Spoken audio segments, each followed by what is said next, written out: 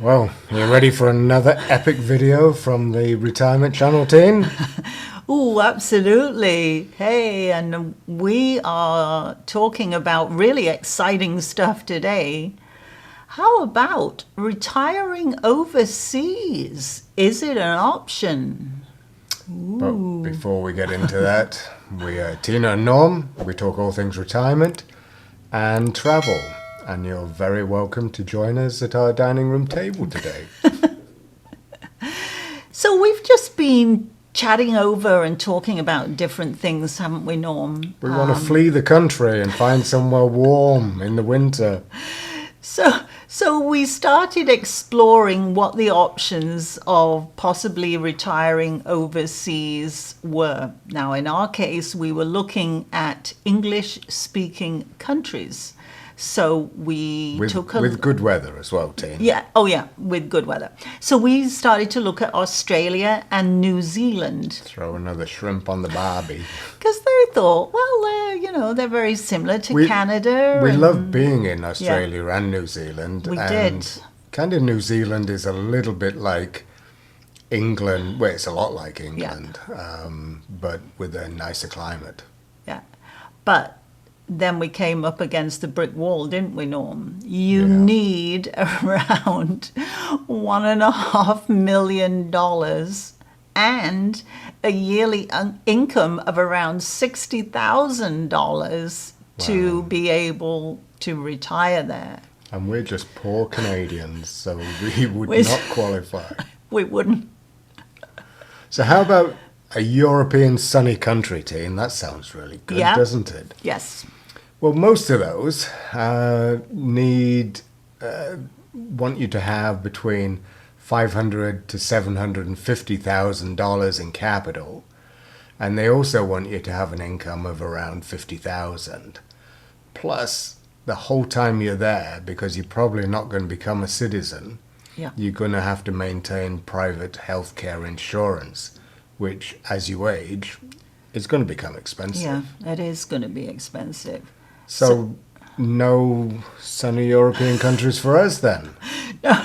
So then there were some other options. We have also checked out Panama, Dominican Republic, Mexico, Ecuador, all really interesting options from the weather point of view. But the one thing that we don't like or we're concerned about is security and possibly violent crime. Yeah, that's kind of a big thing. Because for us, unfortunately, isn't it? we would stand out like the gringos. Yeah, we would stand out. So for Canadians retiring overseas, the other thing is, if you're going to do this, and there's no reason why you shouldn't, you need to make sure that you're not going to be double taxed. Because living in Canada, we are taxed on world income. Mm-hmm. And if you go to a different country, after about 6 months, they're going to look to tax you as well. And some of these golden visas that were available in Spain and Portugal, they're not giving you the tax-free status that they used to do. No. And the other thing that we found interesting too, Norm, wasn't it, is that Americans can't retire to Canada and Canadians can't retire to the US. It seems crazy. We're country cousins. And we're back to back. Yeah. If you wanted to, you just can't, can you? No, because neither government has created a retirement visa. But we find that strange, don't we? Yeah, it seems logical that they would do that. Yeah. But no. No. So that knocks that out too. So we are, well, this is letting the cat out the bag, isn't it, Tina? We're 66 and 64 years of age. And we already feel as though we've missed the boat on emigrating to retire. Yeah. It's just, the dangers for us is that coming from a country that has universal healthcare, is that we would lose the healthcare after 6 months, 7 months. Yeah. We'd also lose any ability to qualify for GIS as well, if our income was low. So we're kind of thinking that emigrating to retire, we missed out. Yeah, it's not for I think us. if we'd thought Yeah. about it in our mid-50s, we Yeah. might have been up for it. Yeah, because we emigrated from the UK to Canada, and that was all very exciting. I think we just maybe left this move too late to do it. Well, you say we emigrated from the UK to Canada in our mid-30s, but I lost all my hair. It was a stressful move. So, and another thing too, Norm, is What's that, Tin? if you are retiring abroad. Now we're talking about Portugal here. We're not sure about the other countries, but after 6 months, you would lose your driver's license. So you would then not have the ability to drive in the new country. In Portugal. Yeah, I was referring to Portugal. And Portugal then requires you to take 32 hours of driving instruction and a 3-part And that's with a private test. driving school. And the 3-part test is all in Portuguese. So, you know what, Norm? We'd stand no chance at that, would we? So what's our solution, Tina? We are going to use tourist visas. Yes. And we're going to do the 90 days. But there are some countries that will Yes. give us a little bit extra. So, for instance, we came from the UK. Yeah. We can go back to the UK just as a visitor, just like everybody else. Yeah. And they give a 6-month tourist visa. Yeah, we didn't know that, did no, we? we didn't. So we could take those cheap flights once they start going again Yeah. after the pandemic and go down to the sunny south from the UK and use the UK as a base for 6 Mm-hmm. months. Also, Australia and New Zealand have similar things. So you can go there for 90 days. Yeah, yeah.